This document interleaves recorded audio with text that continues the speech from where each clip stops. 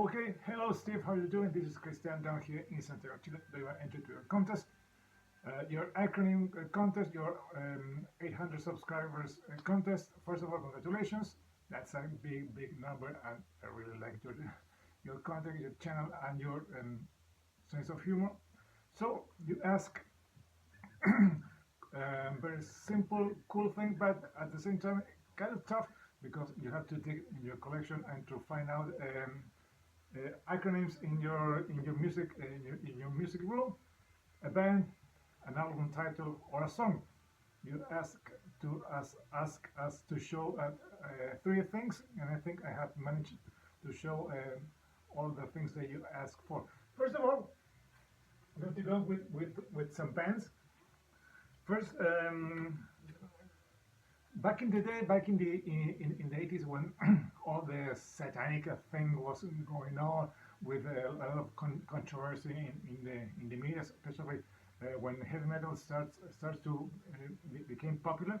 I really remember that in some media, some people start talking about what the meanings of the what was the real meaning of some band's name. And one that immediately came to mind was this one, AC/DC. It's not the simple the thing that we all know about the about the about the current alternative power and all that. But back in the day, someone had the crazy idea that this means after Christ, demons come. That's what they say. AC/DC. The name was all about, and especially because of course of this album and the controversy that existed back in the day when I think a serial killer murdered I think 4 people in the when this album was released, and he was a very big AC/DC fan. So this one was one, and the other one was this band, Kiss. This is of course the double platinum. I remember reading that the real meaning of Kiss was Knights in Satan's Service. For Kiss, I don't know. Are they satanic? No, you can blame them for being capitalist, greedy bastards, and all that stuff. They only care about money. If you don't like what they do with business, but Knights in Satan's Service, no way. Next, this band, even though they don't they don't use acronyms in their name of the band, but usually when you write them in a shorter way, we always refer to Rage Against the Machine with, of course, RATM, Rage Against the Machine. That's one. And the other one is System of a Down, SOAT, like Grand Funk Railroad. But this is another one. And two that were pretty obvious. One is UFO, for an identified flying object, and the other one that was pretty obvious. One of my favorite bands, DAD. Well, know the Danish band. That what stands for is this one, Disneyland After Dark. Was the original, this was the original name, but they had to change it because, of course, of the troubles they would be getting when they were signed to a bigger label and get in trouble with, of course, the Disney company. And they have used different kind of abbreviations through the career. Here, this one is with some dots, DAD. This one with the same one but with stars. We have the stars AD. These are from the 90s. This one with 2 dots. There you have it, 2 dots. And this one with a slash here, the AD. All these I received, most of them, thanks to my good friend Kim of This Is Music. So a big shout out to Kim for, of course, sending me this one with the original artwork, and this is mine record from back in the day, when you can see, of course, the difference. So those are bands. Now, album titles, not so many, and I think they're kind of bending a little bit the rules. In Maiden circuits, when we share information about Maiden, about bands, about albums and things that we like about the band, two records are usually used in a shorter way. The number of the beats, of course, TMOETB.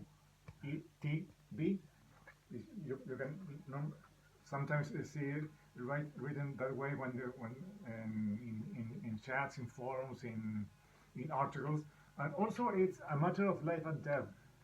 AMOLAD, AMOLAD, as we say it here in Spanish. Sorry about the glare. Can also be found. Next one is another one from DAD when they released their self-titled album, Disneyland After Dark. They wrote it using acronyms. You can see, so it can be spelled and in that way, and can be understand what they were trying to say. Disneyland After Dark. They goes with using dots after I think three letters. Maybe there you can see it properly. There it goes. Focus. Yes. And the last one, when you have no idea how to name what name you put to use as a title of for an album, I say, why don't you just came with Van Halen and For a Lawful Carnage Knowledge and FUCK. Sorry about the glare, that's not helping at all. I think this one, the thing that they were going after, because they had no idea how to, they were going to name the album, and they were tired of submitting names, and they have no idea, no clue. They were bored. They said, why don't we just name it this way? That's, of course, they were not going to print FUCK, so I think this is the legal term for that word, if I'm correct, FUCK. And finally, some songs. Here we have a couple of more songs. First, this is one from Flotsam and Jetsam, one of the best album, No Place for Disgrace, and track number 4 on side B is, there goes PAAB. It took me some time to do some research what PAAB stands for. It means, I think, according to the manager, they suggested that name, and it's about it's paybacks are at beach. That's what PAAB means. Next one, Van Halen 2. There it goes, DOA, track number 3 on side B. No, yes, it goes.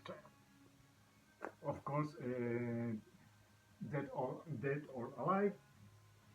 Next one, AC/DC, again, for those about to rock, track number 3 is COD. Then we have this guy, Michael Jackson, on Thriller. There it goes, PYT, Pretty Young Thing. There it goes. And the last one, like I said, just to change the formats, we have Ozzy with Diary of a Madman. And here we have on side B, track number 3, a song that he really hates to sing is SATO. That, as I was reading, this song means Sharon Arden and Thelma Osborne. It's a song about the two women that were very important. One is still his wife, and one is his first wife. And also have read that he really hates singing that song. I think he has never seen it live before. So that's it. That's Steve. That's my entry to your contest. I think those are some of my best selections here in my collection. Hope that's okay. That's all. This is Christian down here in Santiago, Chile. Saying goodbye till next time. Bye bye.